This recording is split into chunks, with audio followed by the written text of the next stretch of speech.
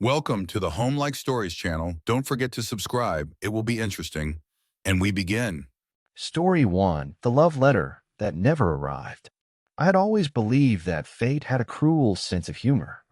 It was Valentine's Day, and as I sat alone in my small apartment, I reminisced about the love I lost. 10 years ago, I had fallen in love with a woman named Emily. She was everything I ever wanted, kind, intelligent, and with a laugh that could brighten the darkest days. On Valentine's Day of that year, I had written her a heartfelt letter, confessing everything I had never dared to say out loud. I poured my soul onto the paper, telling her how I dreamed of a future together. I had mailed it that morning, expecting to see her reaction the next day. But she never responded. A week passed, then two, then a month. Emily vanished from my life without a word. Heartbroken, I convinced myself that she had read the letter and chosen to ignore me. It took years for me to move on, though I never truly did. Then, on this very Valentine's Day, I received a letter. The paper was yellowed, the ink slightly faded. It was my letter, the one I had written to Emily 10 years ago. Confused and trembling, I read the words I had written so long ago, now returned to me like a ghost from a past. Attached to it was a note from a stranger. It read, "Found this in an old mailbox we just removed from an abandoned house. Thought the sender might want to know it never reached its destination." My heart pounded. Emily had never received my letter. She had never read my words. All those years, I had believed a lie. I had to find her. I had to know if it was too late. Story 2. The Ring in the Snow. It was a freezing Valentine's Day when I met Michael. I was walking home after a long day at work, my hands buried deep in my coat pockets. That's when I saw it, a glimmering object partially buried in the snow. I bent down and picked it up, brushing off the frost. It was a beautiful engagement ring. Curious, I looked around, but there was no one in sight. The ring had been lost, but by whom?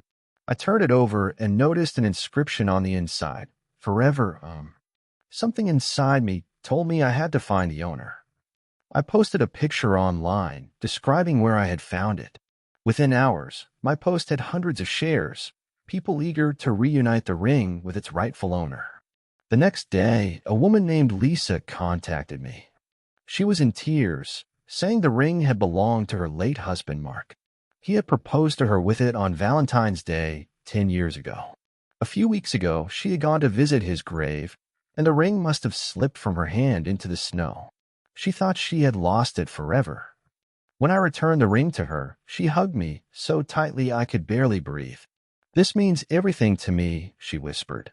"Thank you for bringing him back to me in some way."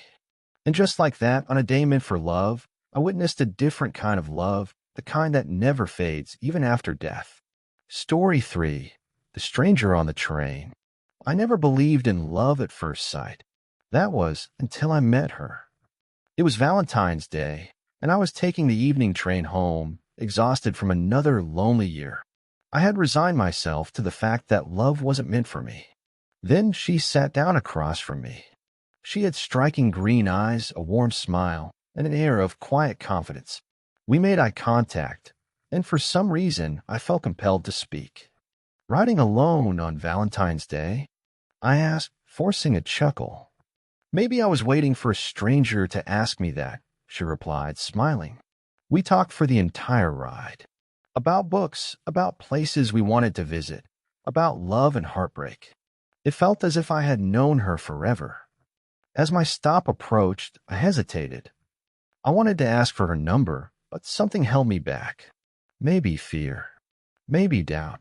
When the doors opened, I stepped out, and she stayed behind, waving goodbye. The moment the train left, regret hit me like a wave. What if she was the one? What if fate had just given me a chance, and I let it slip away? Then I looked down. On the seat where she had been sitting, there was a napkin with a number written on it and a note that read, "Some things are worth taking a chance on. Call me." I still have that napkin. And I did call her. And now, years later, we celebrate every Valentine's Day by taking that same train, sitting in the same seats, remembering the day love found us in the most unexpected way. Thanks for watching and listening. Don't forget to subscribe.